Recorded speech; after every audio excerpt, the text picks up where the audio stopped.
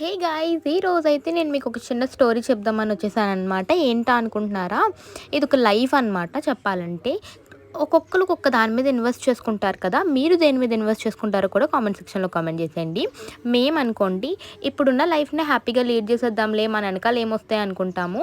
But మేము మాకేం కావాలో వాటిల మీద ఇన్వెస్ట్ చేసుకుంటాం. బట్ చాలామంది గోల్డ్ మీద, ల్యాండ్స్ మీద ఇన్వెస్ట్ చేసుకుంటారు కదా!